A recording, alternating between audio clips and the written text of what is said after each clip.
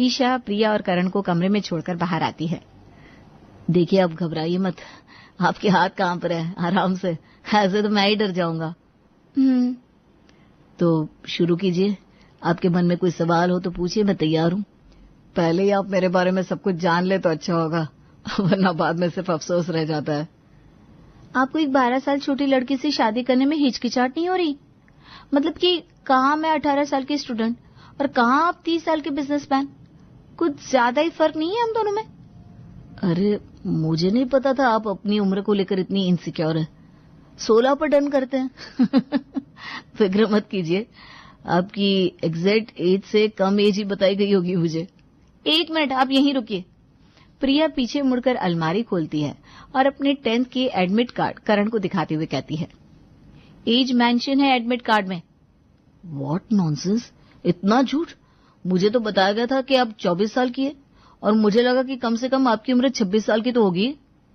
दिन भर customer deal करते ना आप, और मेरे चेहरे को देखकर मेरी उम्र नहीं भाप पाए। हाँ, मुझे शक तो हुआ था, पर आपकी मम्मी ने कहा कि आपकी कद काठी ही ऐसी है और ऊपर से आपको कपड़े भी इस तरह पहनाए गए हैं कि उफ। ये सुनते ही करण सीधा कमरे से बाहर जाता है और हॉल के शोरगुल को खत्म करते हुए कहता है, मुझे ये रिश्ता मंजूर नहीं है। अरे क्या बात हो गई करण जी? जरूर प्रिया ने कुछ कह दिया होगा। जाइए मनीषा जी, समझाइए उसे, क्या बोल गई है ये? अरे बच्ची है करण जी, अगर गलती से उसके मुंह से कुछ निकल गया है तो उसके लिए मैं माफी मांगती हूँ आपसे। आप दोनों एक बार और मिलकर देखिए। सब देख कर ही आ रहा हूँ आंटी जी। कुछ महीने पहले ही आपके बेटे ने फेसबुक पर एक पोस्ट डाली थी ना, celebration after my sisters 12th boards.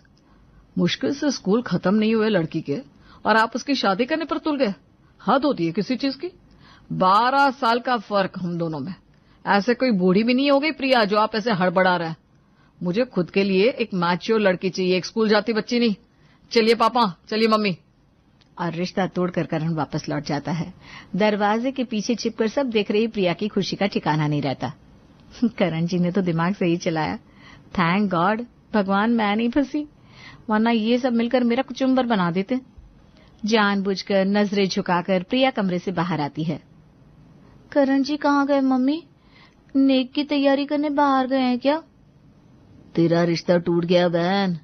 तेरी शादी में मिलने वाले जूते छुपाई के पैसे भी गए मेरे। हाय मेरी फूटी किस्मत। हाँ, तू इसी सब में रह। तेरी पोस्ट के कारण तो हुआ ये सब।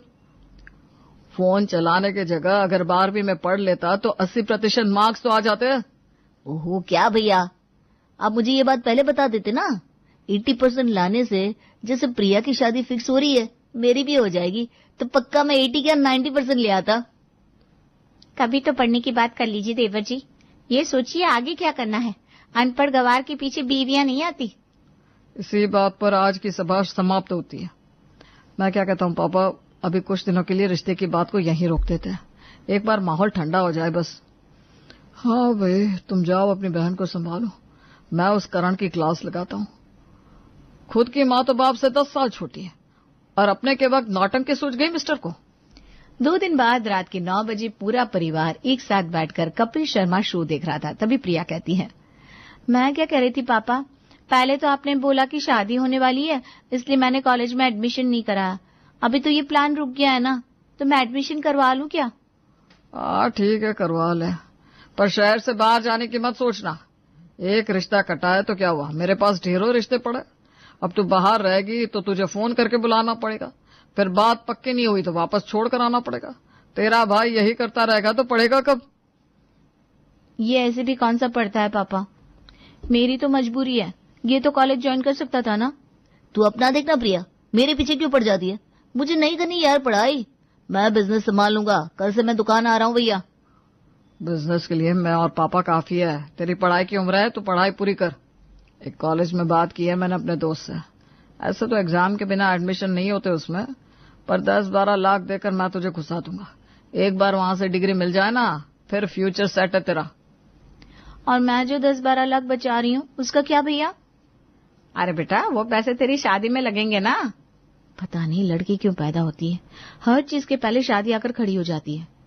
पर इतने में भी प्रिया खुश थी, क्योंकि अब उसकी लाइफ स्कूल की यूनिफॉर्म से कॉलेज की सिविल ड्रेस में बदलने वाली थी। सुबह 9 बजे शीशे में खुद को निहारते हुए प्रिया अपने बाल संवार रही थी। पूरे 6 महीने हो गए इस लिप ग्लॉस को लिए, अब जाकर यूज कर सकूंगी। ना वो दूध चोटी, ना सुबह उठना। क्या सही है ये लाइफ। कुछ दिनों बाद फ्रेशर पार्टी होगी, एक अच्छा सा वन पीस खरीद लूंगी। इसके पहले मेरी शादी हो, कुछ दिन तो जी लूं। पीठ पर बैग टांगे तैयार होकर प्रिया बस अपने कमरे से पैर बाहर रखती है कि उसकी भाभी ईशा उसे टोक देती है। ये खुले बाल करके कहाँ जा रही हैं दीदी आप? पूरे 15 मिनट से टचअप चालू है, क्या बात है? वो भाभी आज शैम्पू किया है ना, इसलिए। प्रिया जाकर नाश्ते के टेबल पर बैठ जाती है। एक एक कर घर के बाकी मेंबर्स भी खाने के टेबल पर आना शुरू कर देते हैं। इतने भड़कीले रंग के कपड़े पहनने की क्या जरूरत थी प्रिया? भड़कीले कहाँ है पापा? कॉलेज गई नहीं कि हरकतें बदलने शुरू हो गए तेरे। नए कपड़े पहनने की क्या जरूरत थी? कॉलेज पढ़ने जाना है या दिखावा करने?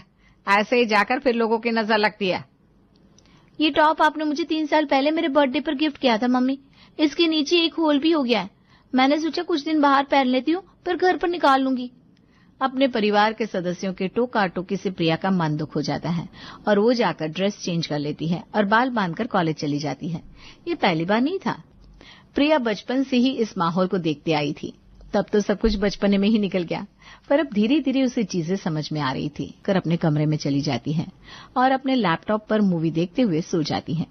एक रोज प्रिया अपने कॉलेज के लेक्चर में होती है कि तभी उसकी नजर उसके फोन पर पड़ती है। 12 मिस कॉल। अरे भाई क्या बात है, फिर से कोई रिश्ता आ गया क्या? हे भगवान। प्रिया फौरन क्लास से बाहर जाकर अपने भैया को कॉल बैक करती है। अरे कहाँ रह गई थी तू? इतना वक्त लगता है क्या फोन उठाने में? वो भैया मैम लेक्चर ले रही थी।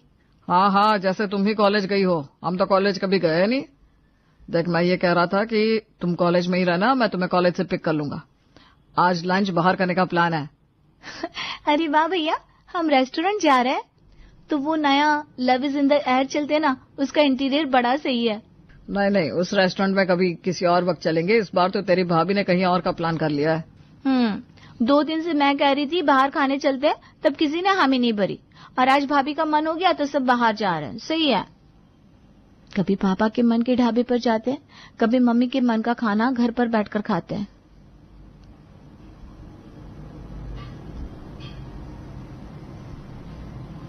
भैया अपने दोस्तों के साथ अपने मन की ट्रिप पर चला जाता है और भाभी की इच्छा पूरी करने के लिए तो पूरा घर लगा रहता है। शायद इस घर में सिर्फ मैं ही हूँ जिसका ना ओपिनियन मैटर करता है, ना ही चॉइस। सुशील पूरे परिवार को पिक करता हुआ रेस्टोरेंट पहुंचता है। रेस्टोरेंट पहुंचते ही महेश अपने फोन से यहाँ वहां की वीडियो बनाने लगता है और बाकी सब फोटोशूट में लग जाते हैं। भाभी ने भड़कीले रंग के कपड़े पहने तो कोई प्रॉब्लम नहीं है। मम्मी, मैं कुछ भी पहनूं तो तुम चेंज करने को बोल देती हो, ऐसा क्यों?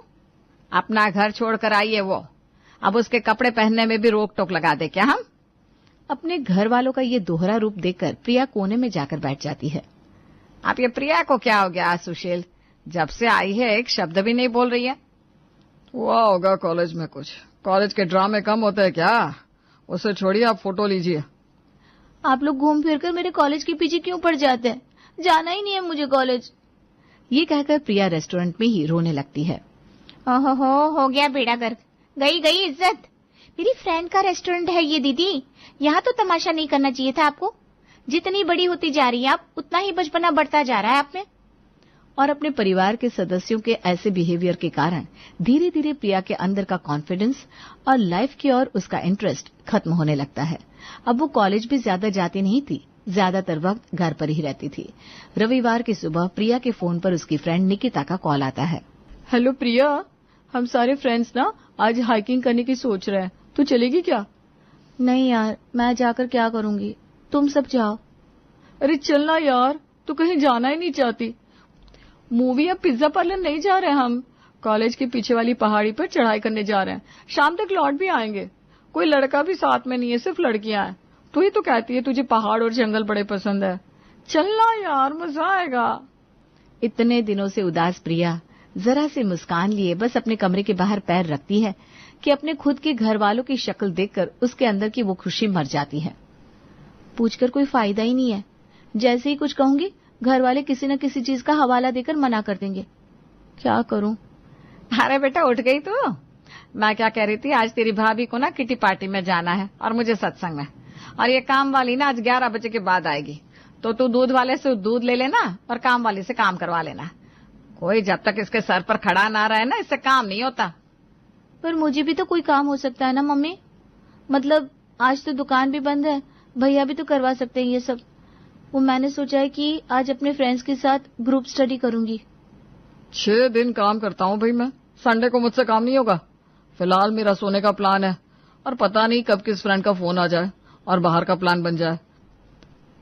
तो ये दूध वाले और काम वाले की जिम्मेदारी मेरे सर पर मत रख देना मम्मी।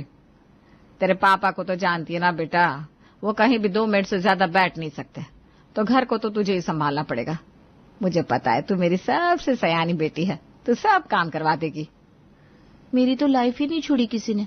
दिन भर चुपचाप कोने में बैठी रहती हूँ, उसमें भी इन्हें प्रॉब्लम है। किसी को मेरी पड़ी नहीं है। अगर मैं लड़का होती तो ये प्रॉब्लम्स होती ही नहीं। मैं अपनी लाइफ जी पाती। काश भगवान तूने मुझे लड़की बनाया ना होता। सभी प्रिया के ऊपर ही घर को छोड़कर अपने अपने काम पर निकल जाते हैं और प्रिया हाइकिंग पर नहीं जा पाती। बस बहुत हुआ, इस तरह तो मैं डम हो जाऊंगी। फिर एग्जाम में क्या लिखूंगी? और अगर कम मार्क्स आए तब तो ये लोग पक्का मेरी शादी करने का बहाना ढूंढ लेंगे। मैं इतना नहीं टूट सकती। अपने जोश को वापस से जिंदा कर प्रिया पढ़ाई में लग जाती है और ग्रेजुएशन में पूरी यूनिवर्सिटी टॉप कर जाती है। आज प्लेसमेंट डे है बहन, बड़ा डर लग रहा है मुझे। मेरी जॉब नहीं हुई तो? मुझे भी डर लग रहा है। अगर मेरी जॉब लग गई तो क्या होगा? घर वाले तो मुझे नौकरी करने देंगे नहीं। वैसे तो तेरे घर वाले 12वीं के बाद तेरी शादी कर रहे थे, पर भगवान की दया से तू ग्रेजुएट हो गई ना। दे दे इंटरव्यू, आगे की आगे सोची जाएगी। और पहली बार में ही प्रिया को 10 लाख की पैकेज की नौकरी मुंबई में लग जाती है। उदासी के साथ प्रिया अपने घर पहुंचती है। घर पर कोई दिख ही नहीं रहा, कहाँ गए सब? ये किचन से रोने की आवाज किसकी आ रही है? इन 7 सालों में 7 करोड़ बार मम्मी जी बच्चे की गुहार लगा चुकी है। अब कहाँ से लाऊं मैं बच्चा?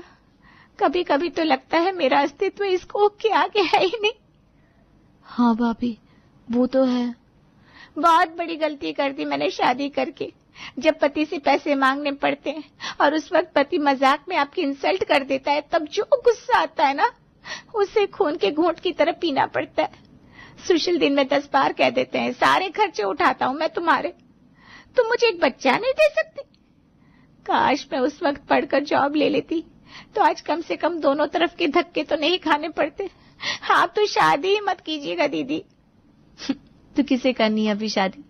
मेरी जॉब लग गई है भाभी, पैकेज 10 लाख रुपए का है। पर जैसे ही मम्मी को इस बारे में पता चलेगा ना, वो फिर से लड़का देखना शुरू कर देंगी। जॉब लग गई है ना दीदी, तो फिर यहाँ रुकने की जरूरत नहीं है।